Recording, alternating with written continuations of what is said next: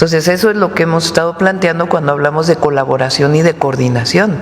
No solamente es que Estados Unidos colabore con información, inteligencia para las detenciones en México, sino que también Estados Unidos haga su trabajo en Estados Unidos para las detenciones que tiene que haber para evitar el tráfico de estupefacientes en su país.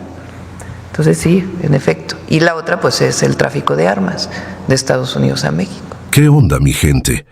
¿Cómo andamos?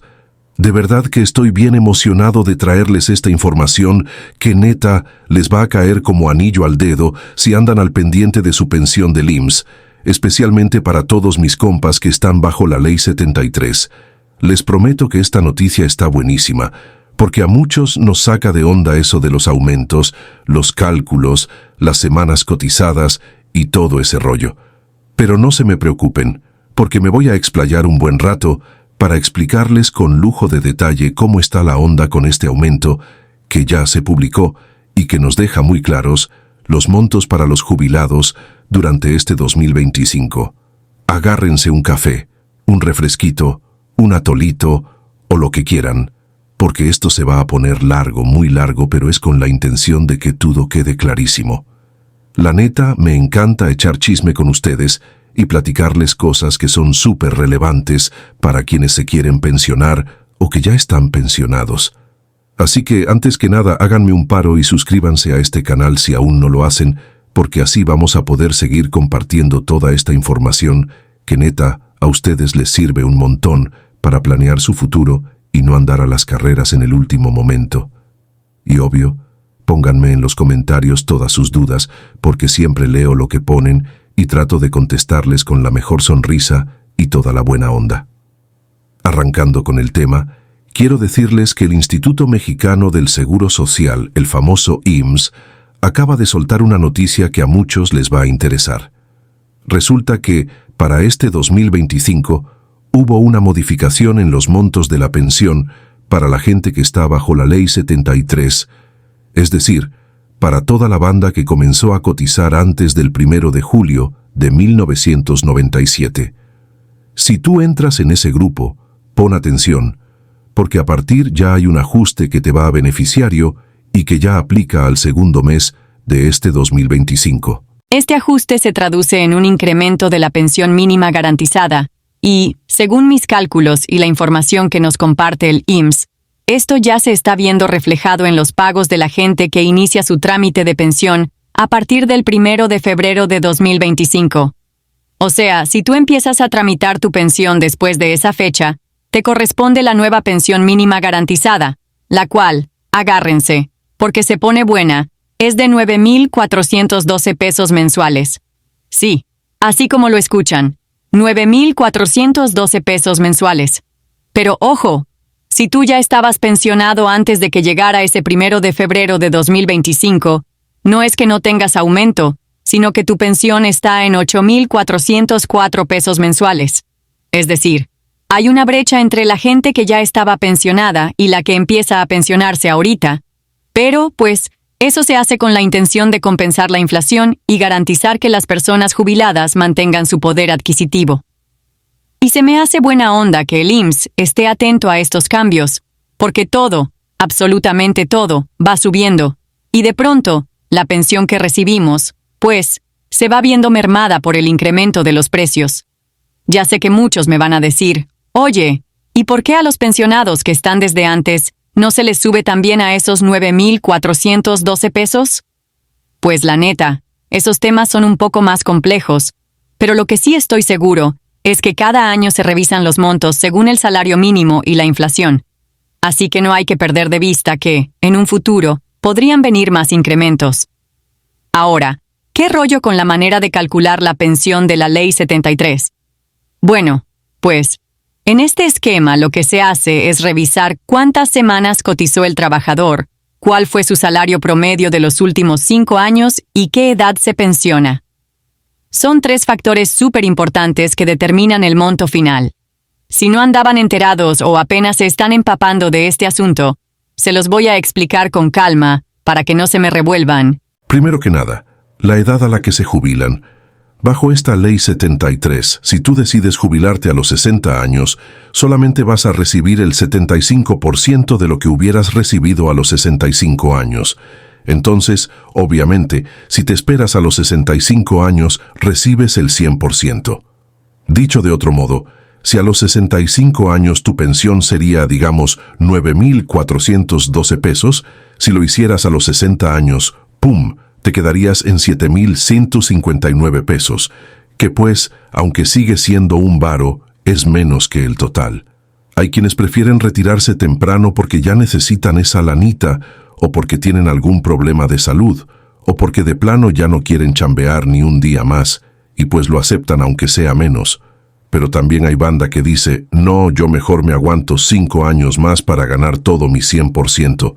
Ya depende de cada quien, pero es importante saberlo. El segundo factor es las semanas cotizadas. Para pensionarte bajo la Ley 73, necesitas mínimo 500 semanas cotizadas. Aunque claro, entre más semanas tengas, mejor, porque la pensión sube. Esto es súper importante. De verdad, me topo con mucha gente que me dice, oye, yo no sé cuántas semanas tengo, ¿cómo le hago? Pues échenle un ojo a su reporte de semanas cotizadas del IMSS. Lo pueden comprobar en la página oficial o pedirlo en las oficinas. Nada más que se tienen que armar de paciencia, porque ya saben cómo son los trámites burocráticos. Pero vale la pena. Imagínense, no saber cuántas semanas tienen y que de pronto no alcanzan las 500. Eso sí sería mala onda porque se quedarían sin pensión del régimen 73. El tercer factor es el salario promedio de los últimos 5 años de chamba. Eso también impacta un buen en el cálculo. Si en los últimos 5 años ganaste un varo decente y estuviste cotizando con un salario alto ante el IMSS, pues te va a convenir mucho al final. Pero, si por alguna razón bajó tu salario o dejaste de cotizar un tiempo, ya sea porque te quedaste sin chamba o te cambiaste a un esquema donde no cotizas, pues eso te puede afectar. Por eso siempre dicen que hay que cuidar la continuidad en las cotizaciones y tratar de mantener un salario alto registrado para que, en el momento de pensionarte, salgas mejor parado. Ahora, ¿por qué es tan importante este ajuste del que les hablo? Porque la neta es que la inflación está con todo, y aunque no lo creamos, cada año las cosas suben y suben. Ahorita, la canasta básica y el pago de servicios se están yendo para arriba, y si nos quedamos con la misma pensión y no hay ajustes, pues el poder adquisitivo se va a la baja. Entonces, este aumento que se hizo a partir del 2025 en la pensión mínima garantizada es con la intención de contrarrestar ese golpe de la inflación y que, mínimo, los pensionados puedan seguir comprando más o menos lo mismo que antes. Muchos me han preguntado si esto es retroactivo, si aplica de tal fecha a tal fecha, y la respuesta concreta es, quienes comienzan su trámite de pensión a partir del 1 de febrero de 2025 reciben la nueva pensión mínima de 9,412 pesos. Quienes ya estaban pensionados desde antes, se quedan con 8,404 pesos, aunque, como les digo, cada año hay revisión, así que, en el futuro, podrían llegarles más aumentos, dependiendo de las regulaciones oficiales. Otra cosa que me preguntan, oye, ¿y qué onda si yo empecé mi trámite el 25 de enero? ¿Ya no me toca? Pues, según la regla, no, porque la fecha en la que inicia tu trámite es clave. Esas fechas las definen el IMSS con base en la normativa oficial. Así que, si iniciaste antes del 1 de febrero, te toca la pensión que estaba vigente en ese momento. Pero, insisto, no quita que en futuros aumentos se vea reflejado un incremento, aunque no sea tan grande como el que está recibiendo la gente nueva. Ahora, déjenme platicarles un poco más de por qué es tan importante entender esto de la edad al pensionarse. Luego me entero de casos donde la gente se jubila a los 60 años sin saber que eso implica que no van a recibir el 100%. Y, ojo, no es que esté mal jubilarse a los 60. Si tu salud o tu situación personal no da para más, pues adelante. Pero, si tienes chance de aguantar un poquito más, a veces sí conviene, porque la diferencia puede ser bastante significativa al mes. Piensen que, por ejemplo, con los 9,412 pesos mensuales de pensión mínima a los 65, si te retiras a los 60 años, automáticamente te quedas con 7,059 pesos. Son 2,353 pesos menos cada mes, que, a largo plazo, sí hacen diferencia. De pronto, en un año, eso ya es una cantidad bastante representativa. Claro, habrá quien diga, prefiero 5 años más de descanso y no me importa recibir menos. Y es totalmente válido. Cada caso es único, y cada persona sabe cómo maneja sus finanzas, si tiene algún ahorrito adicional o planes de seguir trabajando por su cuenta. También está la banda que dice, yo, aunque me jubile, quiero seguir echándole ganas en otra chamba o en un negocio propio. Y, pues, si ya no te pesa tanto dependiendo de la pensión, igual y jubilarte a los 60 es buena idea. Lo importante es estar súper informado de las opciones. Porque, la neta, la peor decisión es tomar la jubilación sin saber cuántas semanas tienes, sin comprobar tu salario promedio y, sobre todo, sin estimar cómo va a afectar tu bolsillo mes tras mes, porque esto es algo para el resto de tu vida. Así que, ojo, no hay prisa. Infórmense, asesórense, lean, pregunten y, sobre todo, hagan cuentas. Yo siempre he dicho que, así como planificamos una fiesta, un viajecito o un evento, también hay que planificar la jubilación porque, pues, ya es la etapa en la que queremos disfrutar de lo que trabajamos toda la vida. El IMSS, por su parte, cada año va sacando información nueva sobre si el salario mínimo subió, sobre la inflación, y sobre cómo ese aumento impacta en las pensiones. Así que, no está de más que, de vez en cuando, se den una vuelta por la página oficial o vayan a las oficinas.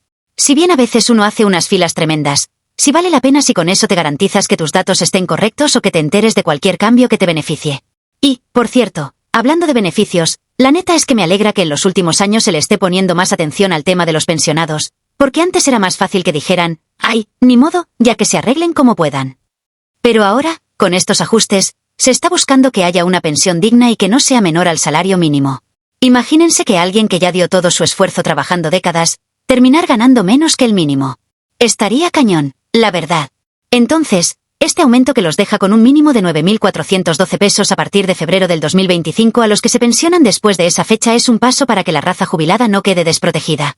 Aún así, yo sé que a muchos les gustaría que la cifra fuera más alta, porque, somos francos, con 9.412 pesos hay gente que vive al día cuando la familia es grande o las condiciones están complicadas.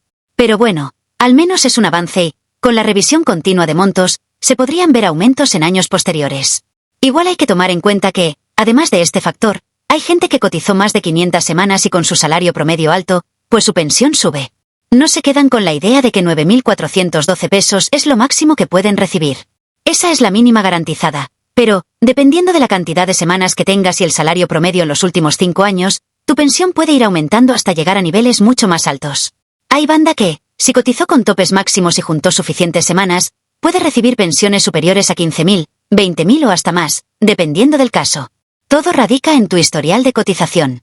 Por eso insisto en que se informen bien y, si pueden, se asesoren con un contador, un abogado laboral o un asesor especializado en pensiones. Ahora, para que no quede duda, déjenme enumerarles los requisitos básicos para pensionarse bajo la Ley 73, porque aunque ya lo mencioné, vale la pena enfatizarlo, y con un poquito de rollo extra para que no queden cabos sueltos. Primero, tenías que haber cotizado antes del 1 de julio de 1997, o sea, si tu afiliación al IMSS comenzó el 2 de julio de 1997 o después, ya no entras en Ley 73, sino en la Ley 97. Segundo, necesitas mínimo 500 semanas cotizadas. Esto no quiere decir que se quedan en 500, sino que ese es el piso para que te den pensión. Lo ideal es que tengas muchas más, porque eso te da un cálculo superior en el monto. Tercero, obviamente, presenta tu solicitud dentro del plazo. ¿Cuál plazo? El que marca el IMSS cuando cumples la edad. Por lo general, te dicen que, una vez que ya te faltan tus mesecitos para llegar a la edad, vayas preparando tu papeleo. Y cuarto, lleva todos tus documentos, como identificación oficial, la CURP, comprobante de las semanas cotizadas, comprobante de domicilio, acta de nacimiento, etc. Es mejor que vayas con una carpeta bien organizada para que no te traigan envueltas.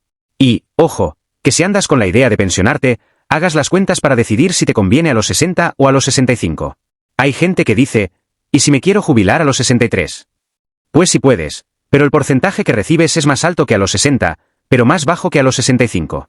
O sea, va gradualmente. No es como que únicamente estén las opciones de 60 y 65. Hay tabuladores que van subiendo un poquito el porcentaje cada año, así que también podrías encontrar un punto medio si te tarde. Aunque, generalmente, la banda se va a los 65 si quiere el 100%.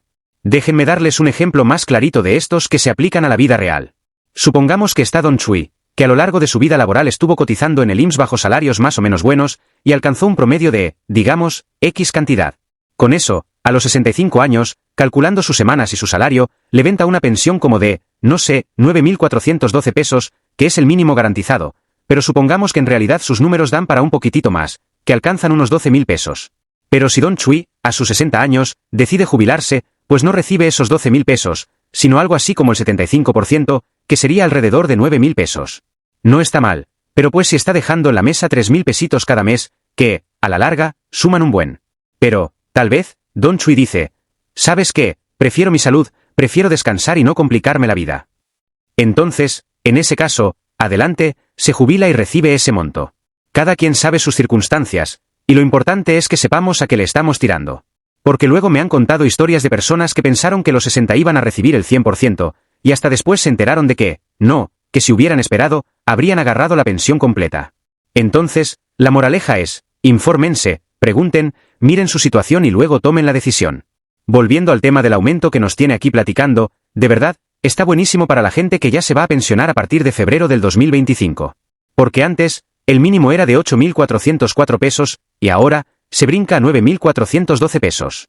Es un jalón de 1.008 pesos que, si bien no es una fortuna, sí representa un aliviane, sobre todo cuando piensas en gastos básicos como luz, agua, gas, despensa, medicamentos. Créanme que muchas personas, con ese extra, van a poder costear un poquito mejor sus necesidades.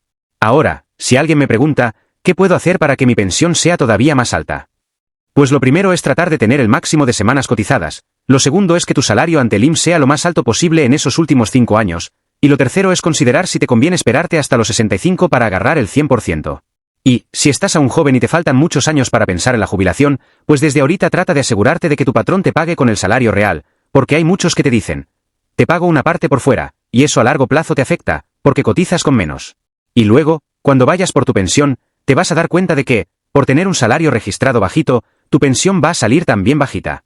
Otra cosa, no olviden que las pensiones se actualizan con base en el salario mínimo o con base en la inflación. Es por eso que, cada vez que hay aumento al salario mínimo, por lo general se habla de que las pensiones se ajustan, ya sea total o parcialmente, dependiendo de si es la ley anterior o la nueva. Pero siempre hay movimientos, así que es bueno estar al pendiente. Mucha gente a lo mejor no le pone tanta atención a esto, pero les digo que, cuando llegue el día en que se jubilen, van a decir, chin, hubiera investigado más. Así que, si tú tienes un familiar que se va a jubilar, o te estás acercando a la edad, o aunque te falten 10 o 15 años, de verdad, tómense un momentito para ver sus números. Es como hacer un plan de vida. Yo siempre recomiendo que, a la par que piensan en comprar casa, coche o mandar a los hijos a la escuela, piensen también en la jubilación. Porque la vida pasa volando, y de pronto, te agarra por sorpresa y luego vienen las prisas y el estrés para arreglar los papeles.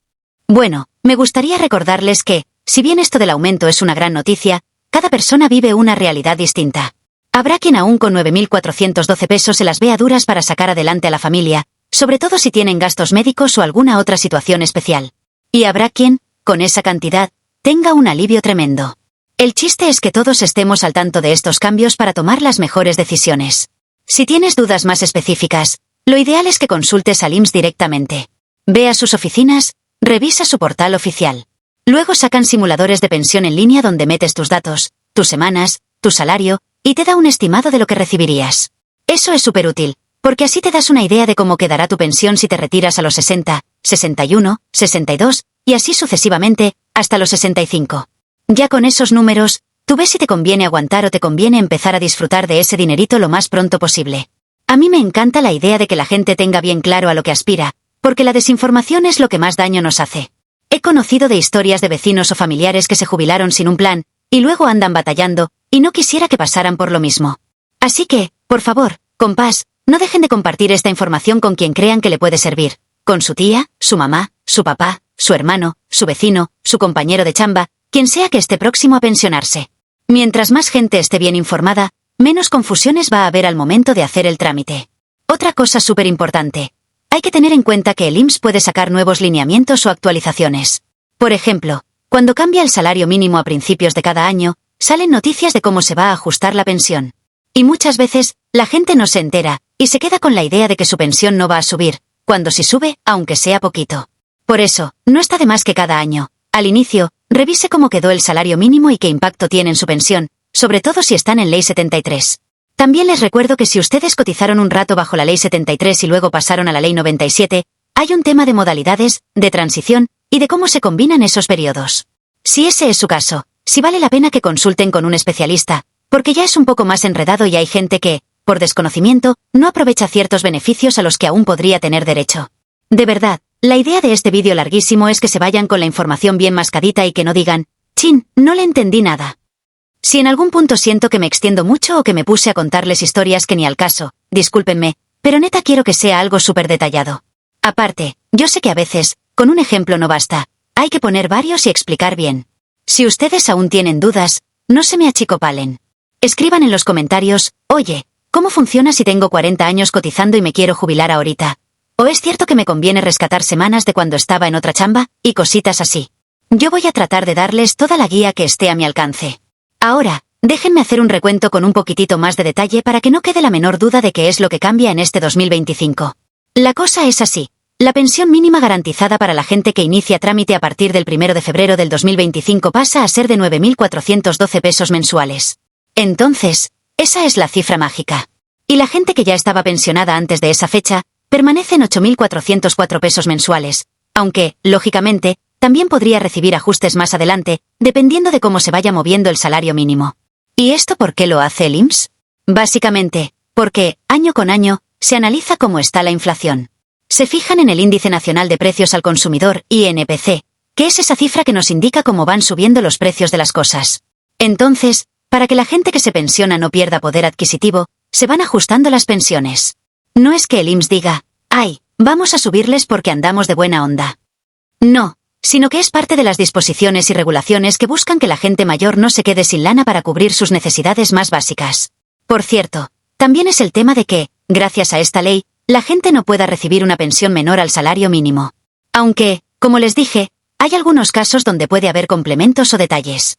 Pero, en lo general, al menos tienen garantizado que no sea inferior al mínimo. Y como el salario mínimo sube y sube, las pensiones también. Claro que no siempre suben al mismo ritmo, por eso hay que estar al tiro, viendo qué pasa cada año. Les voy a poner otro ejemplo para que se queden tranquilos con el tema de la edad. Imagina a doña Lupita. Ella empezó a cotizar en 1985, juntó sus 500 semanas desde hace rato, y ya va a cumplir 60 años en diciembre de 2025. Entonces, doña Lupita dice, ¿sabes qué? Yo ya no puedo seguir chambeando, necesito mi pensión de una vez. Ella acude al IMSS, junta sus papeles, y procede a pensionarse. Como se va a jubilar a los 60, le van a dar el 75% de la pensión que le correspondería a los 65. Y tal vez, si a los 65 le hubieran correspondido, no sé, 10.500 pesos, ahora va a recibir 7.875 pesos mensuales. Oye, es que ya no alcanzo los 9.412 pesos mínimos. Aguas, porque esos 9.412 pesos se refieren a la pensión mínima, pero si tu cálculo, basado en semanas y salarios, daba para una pensión más alta de 10.500 pesos, y optas por los 60 años, pues se te aplica ese 75%. Hay que comprobar, porque si tu cálculo de pensión total por ley 73 resultaba, por ejemplo, menor a 9.412 pesos, entonces ese es el nuevo piso que te aplica. Es decir, no te pueden dar menos de la pensión mínima, y si tu 75%, en lugar de 7.875, por decir un número, resultará en algo más bajo que 9.412, ahí sí te pagarían ese mínimo de 9.412, si inicias el trámite a partir del 1 de febrero de 2025. Todo depende de la aritmética que haga el IMSS con tus datos, tus semanas, etc. Por eso es tan importante preguntar directamente en la ventanilla con tu información personal. Cada caso es único. A mí me fascina poder compartirles estas cosas, y me encanta hacerlo de manera bien detallada porque, seamos sinceros, luego uno se mete a internet, busca información, y termina más confundido que antes con tantos términos, letras chiquitas y rollos legales. Así que mejor que nos echen un ojo por acá y, de paso, me regalen un like si les está sirviendo esta explicación. Yo me la paso feliz, contento de que esta comunidad vaya creciendo y de que nos podamos ayudar entre todos. Y no se les olvide compartir este vídeo con quien crean que lo necesita, porque, neta, esto nos concierne a todos, al menos en México. Ya sea que te vayas a pensionar ahorita, o en 10 años, o en 20 años, la info de cómo funciona la pensión, qué pasa si te jubilas a los 60 o a los 65, cuáles son los montos mínimos, y cuáles son los requisitos, nunca está de más tenerla presente. Presidenta, como parte de esta investigación encontrábamos que en el periodo del expresidente López Obrador las detenciones eran en promedio 1.1 al día, y a partir de su administración se está teniendo un registro de 3 personas con nacionalidad estadounidense detenidas por este tipo de delitos. Preguntarle también sobre el gabinete de seguridad, ¿qué le platican? ¿Es parte de una nueva estrategia? ¿Ha cambiado esta estrategia? Si quiere, sobre los datos lo puede anunciar cuando venga el gabinete de seguridad o en sus propios medios de información, que puedan informar cuántas personas son detenidas mexicanas y cuántas de otras nacionalidades. Sí, ahora, en lo que comentaba hace un momento sobre la cuestión de las extradiciones, le queríamos preguntar el día martes también al fiscal, pero no tuvimos oportunidad. No sé si usted conozca, de estos 2.600 que se tienen registrados que han sido detenidos, la Fiscalía General solamente tiene 4 carpetas de investigación y solamente se le da seguimiento a un solo caso. ¿Tiene que ver con esto, Presidenta? ¿Con la extradición? A ver, otra vez. De todos los 2.600 que se han detenido, que se detuvieron en la administración del presidente López Obrador y en lo que va de su gobierno, solamente se tienen 4 carpetas de investigación por parte de la Fiscalía, a pesar de que estas detenciones las ha hecho Marina, Guardia Nacional, Defensa y la Secretaría de Seguridad Ciudadana. Es que, a ver, cuando hay dos maneras de que haya una detención legal de una persona por parte de la Fiscalía. Una es la detención en flagrancia, que lo puede hacer, de hecho, cualquier ciudadano, pero particularmente lo hace la Guardia Nacional, las policías estatales, municipales o incluso las fuerzas federales, Sedena o Marina, pero principalmente la Guardia Nacional o la propia Secretaría de Seguridad Ciudadana, se lleva al Ministerio Público o está el Ministerio Público en el lugar, si es el caso de un operativo, y hay la detención y ahí se abre la carpeta de investigación. Por ejemplo, cuando se hace un cateo, pues es obviamente bajo investigación, se presenta a la Fiscalía o la Fiscalía la elabora y se solicita la orden de cateo a un juez. El juez otorga la orden de cateo, se hace el cateo y si se encuentran personas ahí involucradas, se detienen en flagrancia y se abren las carpetas de investigación en ese momento. O si se encuentra una persona en alguna revisión que tiene un arma, pues en ese momento se lleva al Ministerio Público y se abre la carpeta de investigación. Eso es lo que se llama detenciones en flagrancia. La otra es cuando hay una carpeta de investigación abierta previamente y la solicitud a un juez de una orden de aprehensión y esa orden de aprehensión se ejecuta debido a una serie de acciones de inteligencia y investigación. En nuestro caso, en los dos casos ha aumentado, tanto detenciones en flagrancia como detenciones producto de órdenes de aprehensión. Digo, a reserva de que ojalá tengamos oportunidad de poderlo platicar con el fiscal, todas estas detenciones justamente han sido en flagrancia y la Fiscalía solamente tiene 4 carpetas de investigación, por eso nos llamaba la atención de también si es otro trabajo. Que pueden ser también, como explicaban justo el martes, que las órdenes de aprehensión estén en fiscalías estatales. O sea, depende del delito, incluso aunque sea una persona extranjera. Depende del delito quién hace la carpeta de investigación, si la Fiscalía Estatal o la Fiscalía General de la República. Sí, porque todos los delitos son de alto impacto relacionados con grupos de Pero pueden ser delitos de alto impacto, pero está acusado de homicidio. El homicidio es un delito del fuero común. Okay. O puede ser un robo con violencia, es un delito del fuero común. Incluso extorsión. Muchas veces es delito del fuero común, depende en qué circunstancia y cómo ocurra. Entonces, los delitos de alto impacto, la gran mayoría son delitos del fuero común. Los delitos federales ya tienen que ver si se acusa de delincuencia organizada o algún otro delito federal por portación de arma de fuego de determinado tipo, y ahí la Fiscalía es cuando abre la carpeta de investigación. Presidenta, en el Gabinete de Seguridad se ha hablado de esta nueva forma, digamos, de reclutamiento de los grupos de la delincuencia organizada para acercarse o para hacerse relaciones con ciudadanos estadounidenses para poder facilitar que estén llevando mercancía, municiones, armas, la propia droga. ¿Cómo se estaría también trabajando esta parte, por favor? Si quieren, ya que lo informe el Gabinete de Seguridad cuando estén aquí o que puedan platicar contigo. Hay mucha inteligencia e investigación en el Gabinete de Seguridad, es justamente de los ejes que estamos ampliando, tanto de la Secretaría de Seguridad Ciudadana a través de CNI, de otras características que hoy les da la Constitución la posibilidad de hacerlo, la Guardia Nacional, o la propia Fiscalía General de la República, que son, o las fiscalías estatales, que son quienes tienen las principales atribuciones de investigación. Ahora enviamos el martes esta nueva ley para el Sistema Nacional de Inteligencia e Investigación.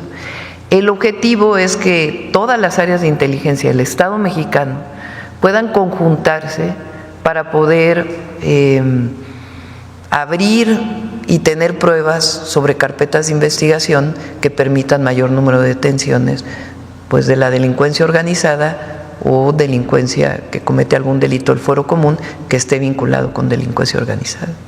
Solamente para terminar y dada la relevancia y porque están los datos ahí presentes, sé que tiene muchas cosas que platicar justamente con el presidente Donald Trump, pero se le pondría en la mesa también esta situación que está pasando con los ciudadanos, las personas con nacionalidad de Estados Unidos. Se lo planteé que es un tema de los dos países. Esto que digo aquí en la mañanera, que dije en el video, que no pidan los micrófonos, compañeros, denles chance a los reporteros que puedan hacer su trabajo. Lo planteamos en la llamada y siempre lo vamos a plantear. Esto es un tema de los dos países y la colaboración y la coordinación que tenemos que tener para disminuir los índices delictivos. Entonces, si el tema es que el consumo principal de droga esté en Estados Unidos, esto no es de ahora. Ahora lo nuevo es que es el fentanilo, que es una droga sumamente adictiva que provoca sobredosis que provocan muerte por las características de daño que hace esta droga. Pero hace 40, 50 años pues era principalmente marihuana y después fue cocaína, después fueron muchas otras drogas. Lo cierto es que el consumo principal de la droga en el mundo está en Estados Unidos. Entonces, muchos de los problemas de delincuencia organizada que se dan tienen que ver con la demanda que hay en los Estados Unidos. Por eso es importante la colaboración y la coordinación. Y no solamente pensar que la delincuencia organizada está en México y que hay que actuar en México para evitar el tráfico de drogas, que hay que hacerlo, nadie lo está negando, pero también en Estados Unidos se tiene que actuar. Y si pasa la droga de un lado a otro, de México a Estados Unidos, y también armas de Estados Unidos a México, pues es evidente que hay ciudadanos involucrados de estas y probablemente otras nacionalidades. Entonces, eso es algo que evidentemente está sobre la mesa y el presidente López Obrador también lo puso sobre la mesa en su momento. Presidenta, solamente concluyo, ¿qué le contestó, qué le dijo el presidente Trump al hacerle este planteamiento específico? Pues el tema es la coordinación, por eso nosotros pusimos también sobre la mesa, y es muy importante, el tema del tráfico de armas de Estados Unidos a México.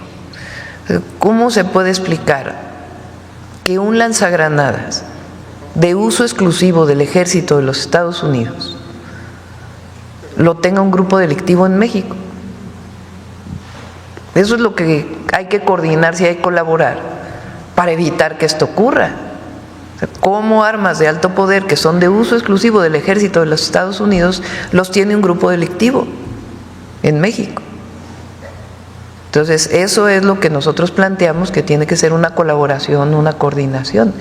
Y repito, ahora, por ejemplo, el ciudadano o la persona presunto delincuente que se detuvo ayer tiene orden de extradición de Estados Unidos. Normalmente hablamos de personas mexicanas que están vinculadas con la delincuencia organizada que tienen orden de extradición.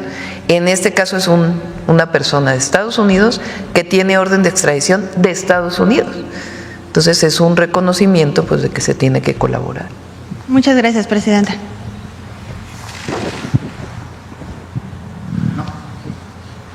Muchísimas gracias, presidenta. Sobre el tema, y si me permite otra pregunta adicional, entiendo entonces que este sistema ferroviario, como en Indios Verdes, por ejemplo, que te bajas en el CETRAM y puedes tomar otro sistema de transporte, ¿estarán interconectados estas terminales? Es decir, ¿podrás llegar de Buenavista a Querétaro y de Querétaro, no sé, caminar lo que caminarías, por ejemplo, acá en Ciudad de México, en una estación a otra, y tomar el tren hacia Irapuato? Bueno, y tengo otras preguntas sobre el tema, pero...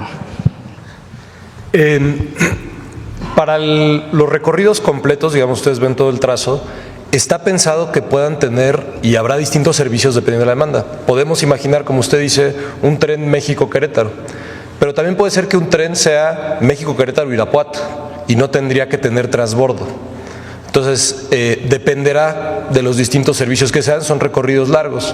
Por darle otro ejemplo, vamos México-Querétaro, pero la subida es hacia Saltillo, hacia San Luis Potosí, Saltillo-Monterrey, que eso estará en una siguiente fase. Igual puede ser un tren directo donde no tengas que hacer transbordo, pero tendremos, digamos, igual la parada en Querétaro, aunque tal vez no sea la misma parada que para ir a Irapuato. De todas maneras, si tú ibas a Monterrey, podrás ir continuo a Monterrey, o si tú ibas a Irapuato o Guadalajara, podrás ir continuo.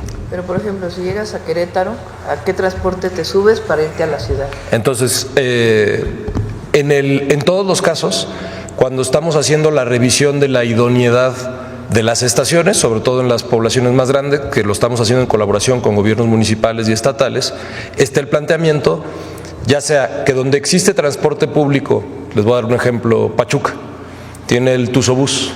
Entonces tenemos la intención de que haya una conexión al Tuzobús, porque la gente dentro de Pachuca tiene un largo recorrido que puede hacer ya en el Tuzobús y también pues, para llegar al servicio.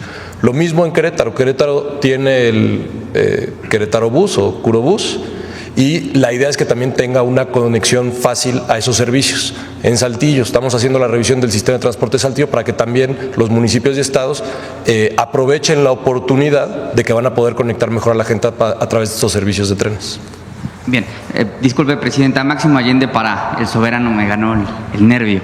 Oiga, preguntarle también, hasta 2001 existían ferrocarriles nacionales de México, esto previo, por supuesto, a la privatización de Ernesto Zedillo en 1995.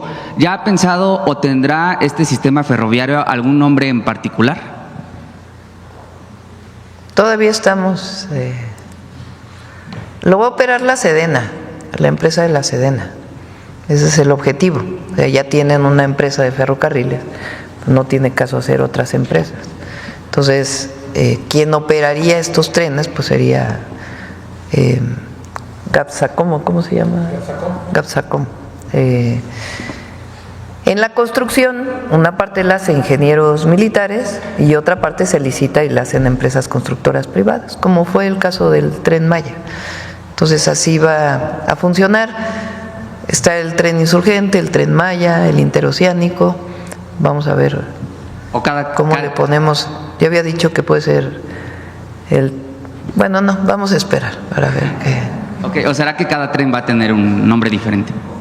Sí, pues tiene que, ¿no? El tren que va por el Golfo de México, que por cierto, bueno, ahorita platico eso. El tren que va por el Golfo y el que va por el Pacífico tienen que tener sus nombres. Ya, si me permite otra pregunta, Presidenta. En El Soberano publicamos el día de ayer un reportaje.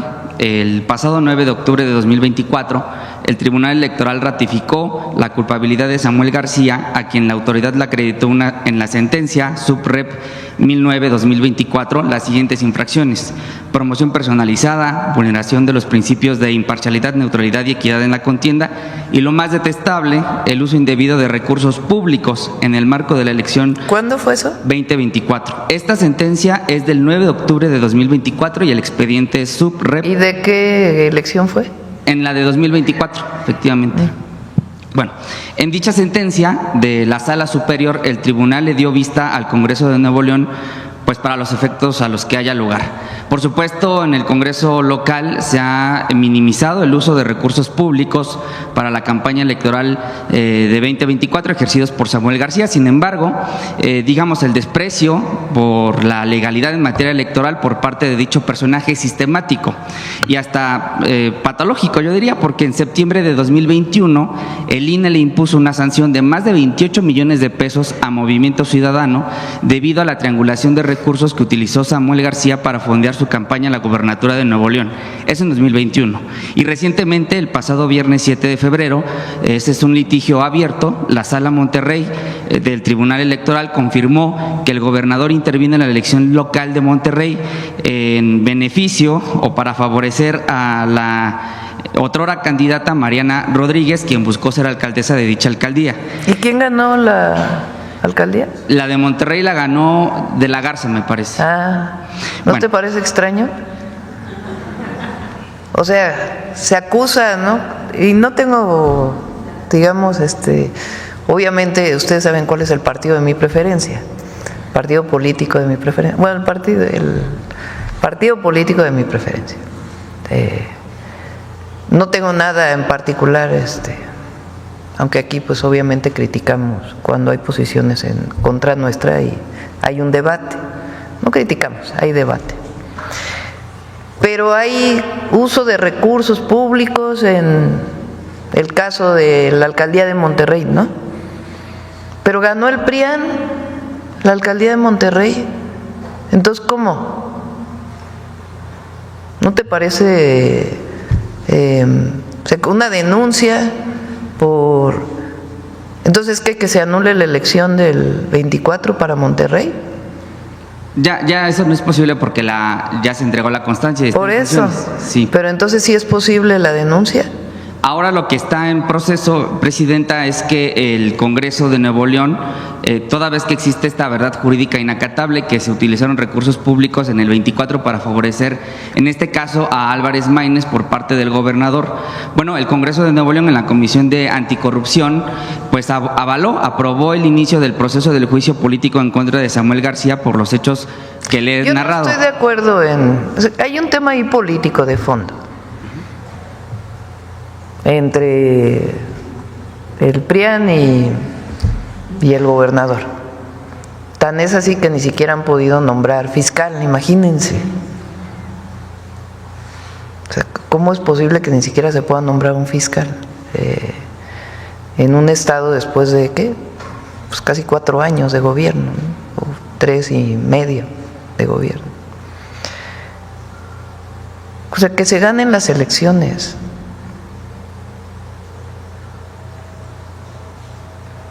Porque es esto de Monterrey, que hubo recursos públicos. Pues sí, pero ganó el PRIAN.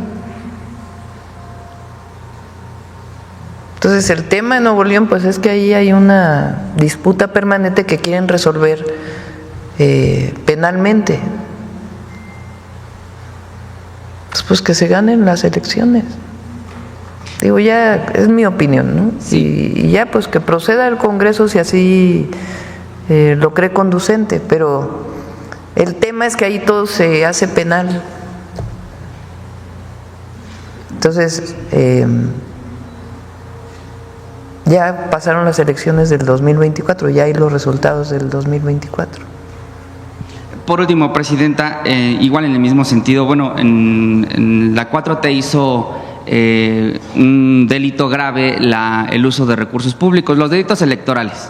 Hay elecciones en este año, ¿no? El tema del Poder Judicial, y quisiera preguntarle cuál sería en este caso para el segundo piso de la 4T, cuando se acredite el uso de recursos públicos para fines electorales, ¿cuál sería la política que se instrumentaría desde el segundo piso? No, nosotros es que se cumpla la ley, como decía Juárez, nadie por encima de la ley. El asunto aquí es cómo se quieren a veces resolver los problemas en los tribunales penales, ¿no? Entonces que se aplique la ley si es que así lo considera el Congreso.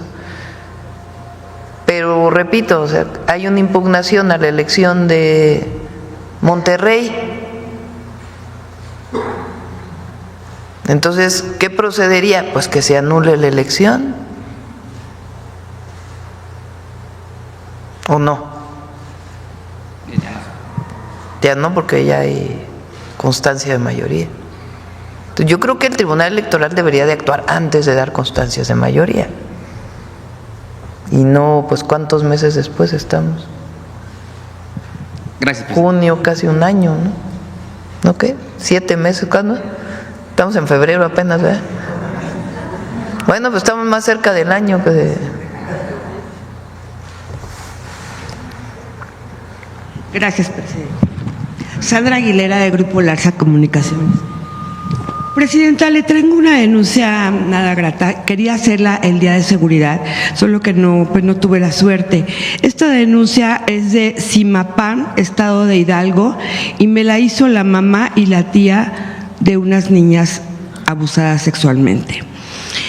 Esta denuncia es de red de pornografía infantil, pedofilia y trata de personas. Las niñas son Elsie N. y Yaret N. La chiquita tiene 5 años, la grande tiene 8 años y fueron abusadas hace 5 años, desde que tienen uso de razón las niñas.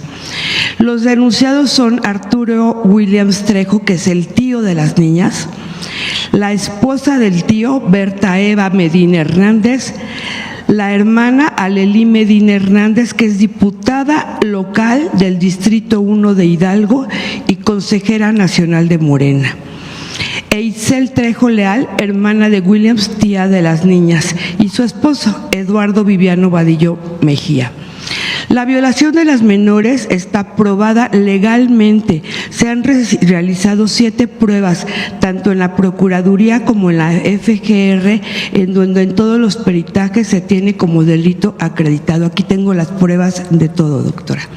Las niñas relatan en sus declaraciones ante el MP que sus tíos las obligaban a hacer cosas e introducían objetos en sus partes íntimas, que estaban también sus primitos y más niños, entre otras personas, que algunos adultos tenían máscara. Catearon las casas de los agresores y encontraron los juguetes sexuales que eran las evidencias. Sin embargo, nunca hicieron nada hasta que llegó el doctor Santiago Nieto como encargado de despacho de la Procuraduría de Hidalgo, y después de su investigación emitió las órdenes de aprehensión y los capturaron. Sin embargo, la jueza corrupta de nombre Janet Montiel Mendoza los dejó salir por instrucciones de alguien.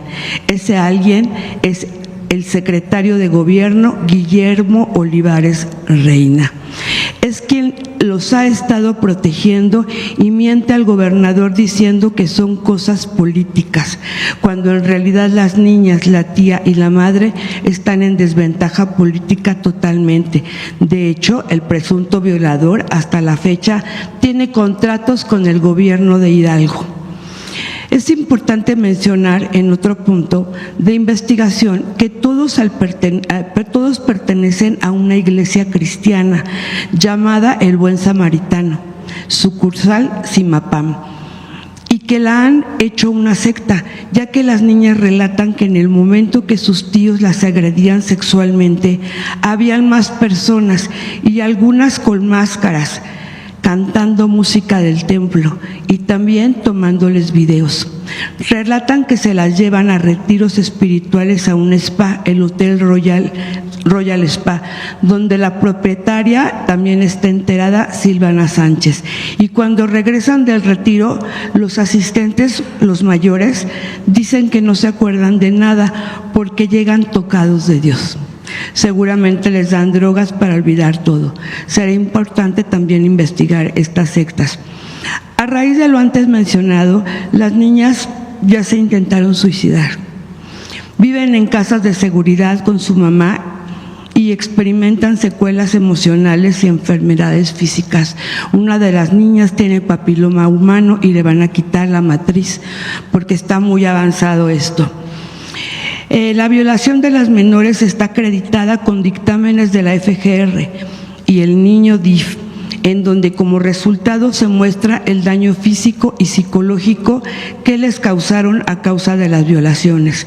La mamá le pide que por favor se siga el procedimiento en la FGR, donde ya tienen carpetas, pero no todas. Se han acreditado muchos delitos, pero no han sido investigados.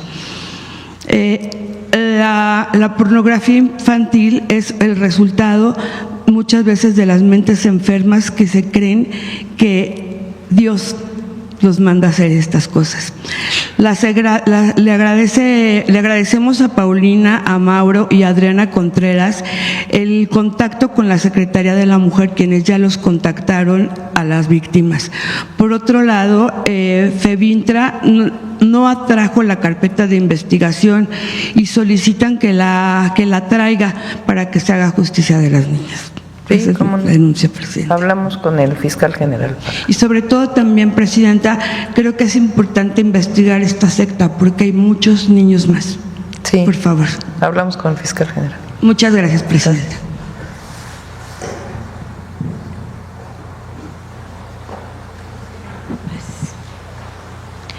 Gracias, Presidenta. Graciela Bravata, de Ahora Noticias.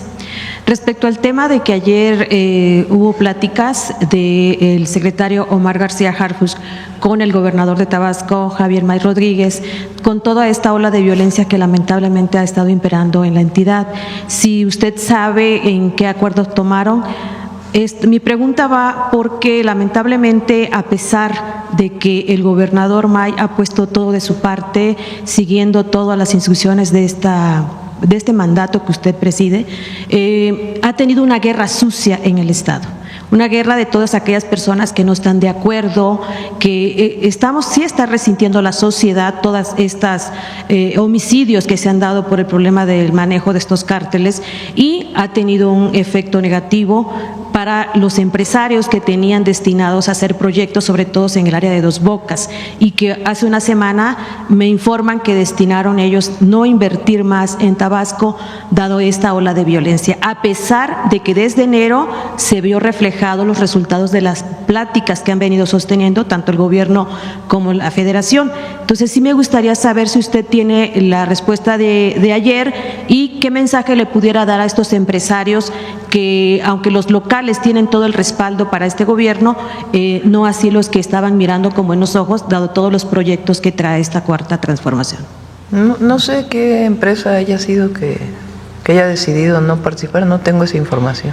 Bueno, son empresarios que deciden invertir en el Estado, pero que me informan que me pidieron, si gusta le doy los nombres aquí a… Sí, porque no tenemos esa información.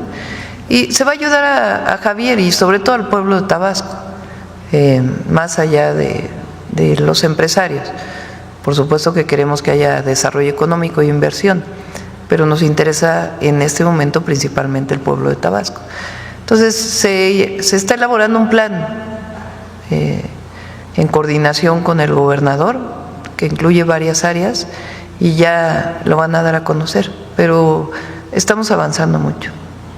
Sí, respecto al tema, sí me gustaría, es algo quizás que pareciera que todo el mundo lo puede saber, pero sí me gustaría preguntarle, ahorita que están ellos aquí, ¿qué frecuencia diaria de trenes está prevista, dado el estudio de demanda que seguramente realizaron?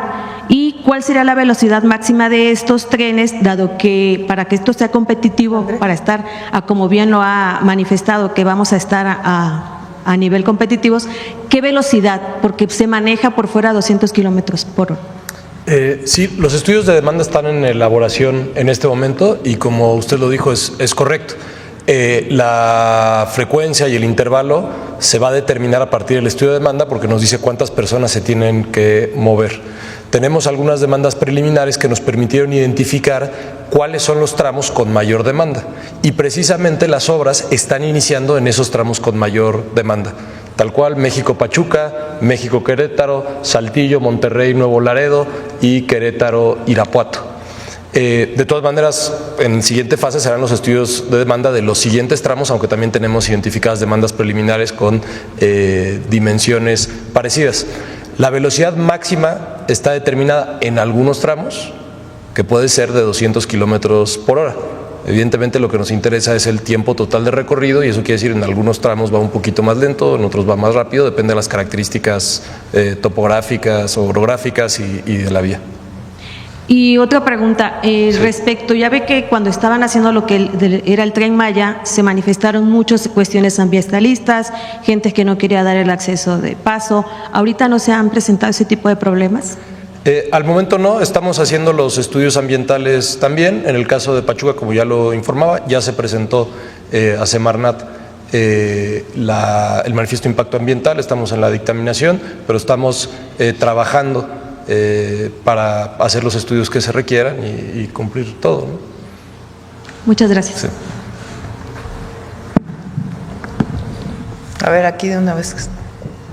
Gracias, Presidenta. Esteban Durán, Vanguardia, Veracruz. Presidenta, en su próxima gira a este estado, creo que es el viernes, ¿hará usted pláticas con la gobernadora y irán también los de Gabinete de Seguridad respecto a lo por lo que ha sucedido en estos últimos días allá en ese estado, principalmente en el norte, donde ha habido balaceras, ha habido ejecutados, inclusive hay una estadísticas donde entre 2018 y 2024 se registraron 192 agresiones a políticos en ese estado. Ahora con las elecciones municipales que se vienen, ¿habrá alguna coordinación, un programa para pues revisar y cuidar, vigilar este proceso en estos municipios para evitar la delincuencia, Presidenta? Sí, tanto con la gobernadora como con el Instituto Nacional Electoral hay coordinación con el Gabinete de Seguridad. ¿Tienen algún conocimiento sobre las investigaciones de los ejecutados de la CFE ahí en Veracruz y que fueron arrojados a Oaxaca? Sí, también le pido ahí al Gabinete de Seguridad si hay investigaciones en curso y se tocó en el gabinete. Muy bien, Presidenta. Gracias, Presidenta.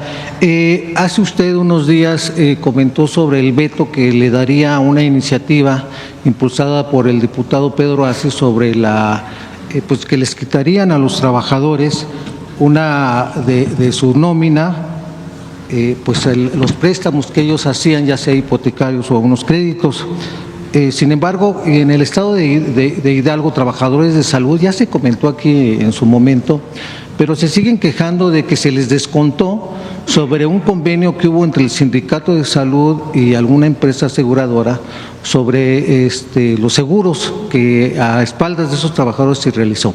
Se les estuvo descontando, sin embargo, se detuvo, pero no les han regresado este dinero que se les descontó a estos trabajadores. Ellos inclusive se llegaban a quedar hasta con 100 pesos para pues durar la quincena debido a estos ilegales descuentos que se les hacían.